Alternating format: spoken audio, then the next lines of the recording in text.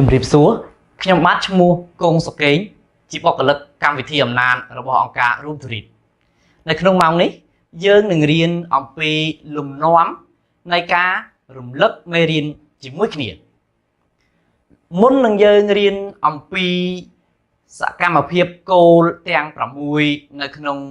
មេរៀនយើងត្រូវចំណាយពេលប្រមាណពី3ទៅ5នាទីដើម្បីរំលឹកតួអក្សរដែលសិស្សរៀនរួចការរំលឹកខ្លឹមសារមេរៀនដែលសិស្សរៀនរួចមុនពេលរៀនមេរៀនថ្មីពិតជាមានសារៈសំខាន់ណាស់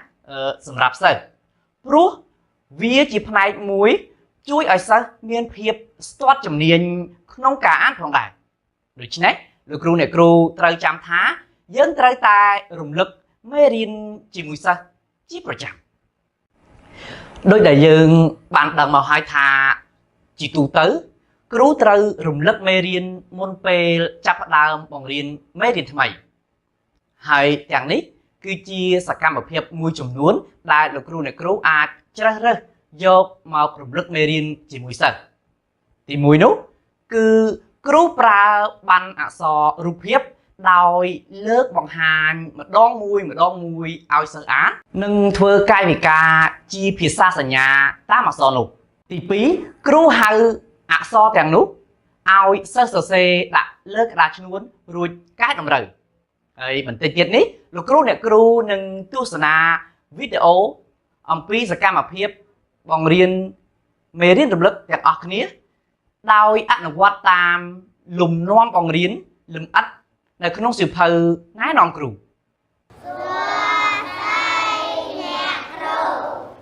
ថ្ងៃនេះអ្នកគ្រូសូមរំលឹកមេរៀនដែលយើងបានរៀនពីម្សិលមិញណាកូនចាអញ្ចឹងអ្នកគ្រូបង្ហាញអក្សរដល់កូនទាំងអស់គ្នាកូនអានតួអក្សរនឹងហើយអានអក្សរនឹងហើយកូនធ្វើកាយវិការផងណាកូនចាធ្វើឲ្យស្រស់គ្នាណាកូនណាចាតោះអស់នេះចាល្អណាស់ម្ដងទៀតកូនចាទៀតកូន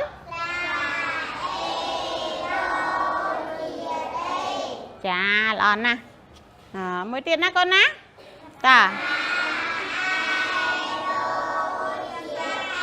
ចាល្អណាស់ទៀតកូនមួយទៀតណាកូន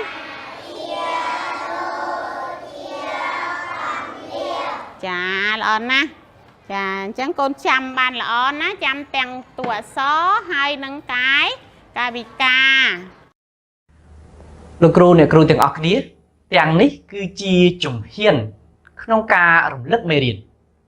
ហើយដូចជាយើងបានមើលវីដេអូមិញហើយជំហានទាំងនោះមានគ្រូប្រើបណ្ណអក្សររូបភាពលើកបង្ហាញម្ដងមួយឲ្យសិស្សអាននិងធ្វើកាយវិការភាសាសញ្ញាតាមអក្សរនោះបន្តមកទៀតនោះគ្រូហៅអក្សរទាំងអស់ឲ្យសិស្សសរសេរលើក្តារឈ្នួនរួចកែតម្រូវ